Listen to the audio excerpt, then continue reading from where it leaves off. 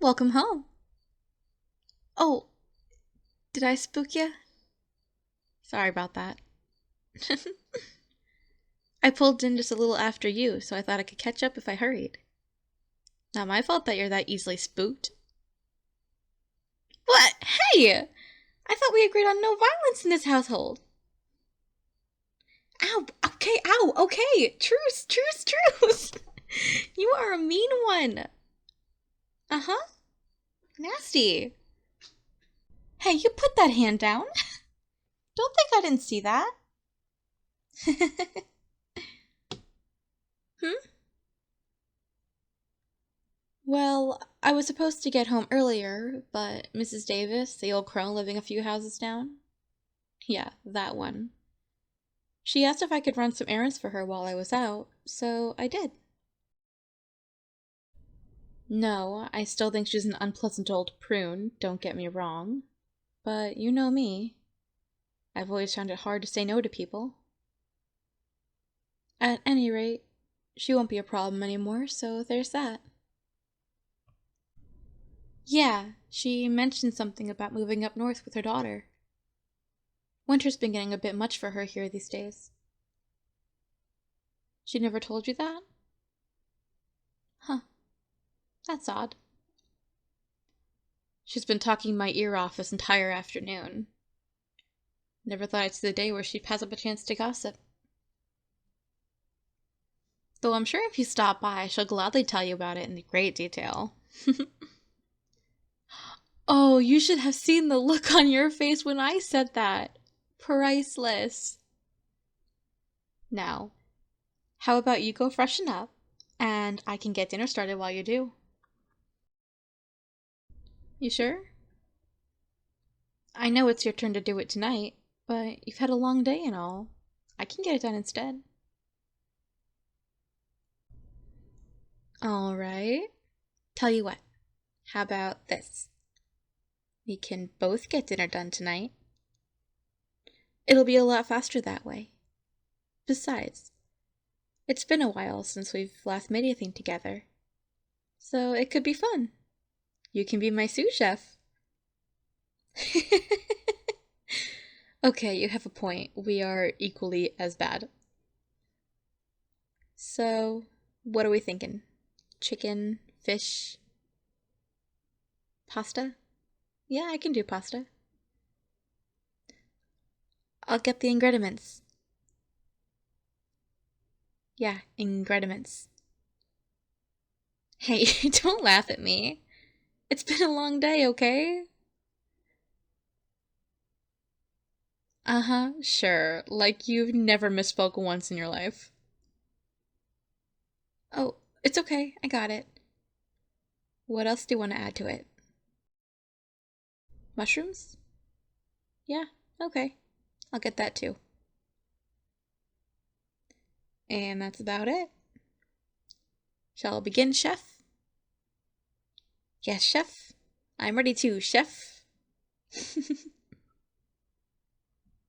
So, how did your talk with Margaret go? Are we still on for Saturday?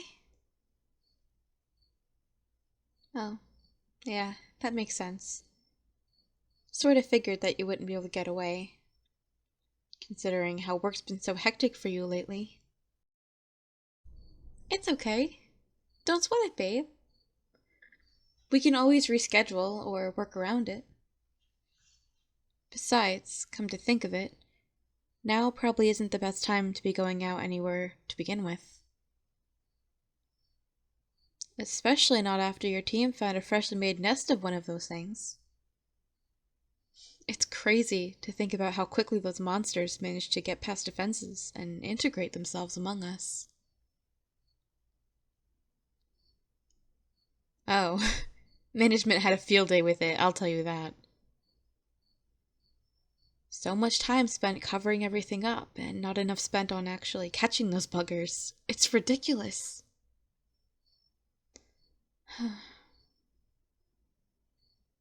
At least they made it a point to install panic buttons in everyone's homes. I mean, with us living all the way out here, Help would still take a while to arrive, but this would get through faster. And your best bet in the meantime would be to do whatever you can to delay the inevitable. Which is why you were so keen on continuing this little charade of ours, isn't it? Hoping that I wouldn't catch on to your attempt to signal for help, if you just pretended to be unaware. You can't out-pretend the pretender, baby. You should have learned that by now. I hate to dash your hopes, but reinforcement isn't coming. The panic button in our home has long since been tampered with, after all. And I wouldn't bother screaming. It'll only attract the others, and I think I'd like to keep this neighborhood to myself for a while. Thank you. Come now! Don't run from me, sweetheart. You had zero problems cozying up to me earlier.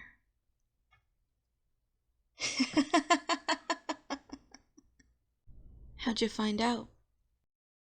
I was so sure that I got all their mannerisms down. After shadowing them for 2 whole months. Was it the late return? The Mrs. Davis cover story? I see. Oh, and the mushrooms were a test. Of course. The thing that would catch me out.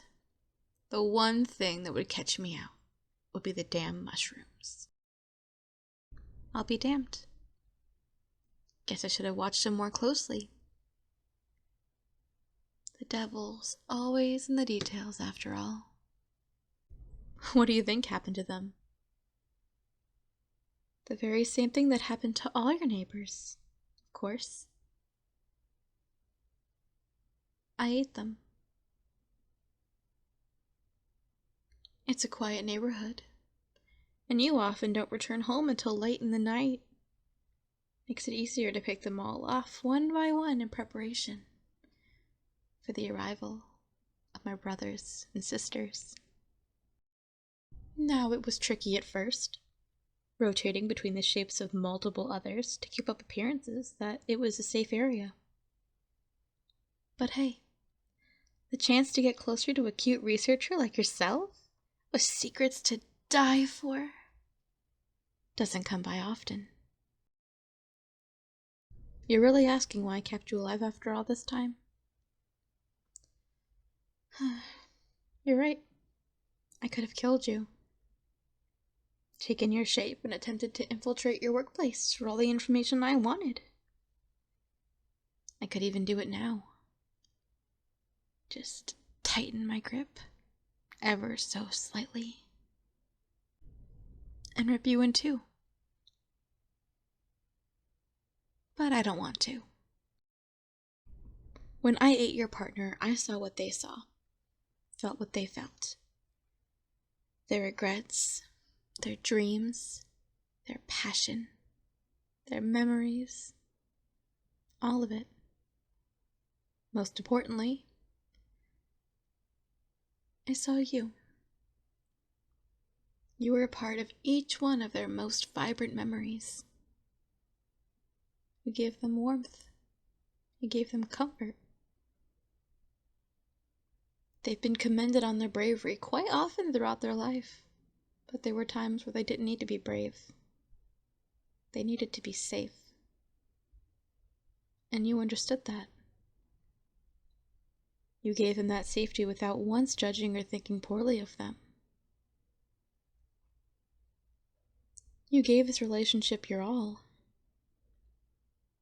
But the same couldn't be said about them, could it? All that sneaking around, hiding secrets. You could never really understand what goes on in this head of theirs. And it scares you to know that they could just up and leave one day, doesn't it? Don't try to lie, darling. I can see it in your eyes. You know exactly what I'm talking about.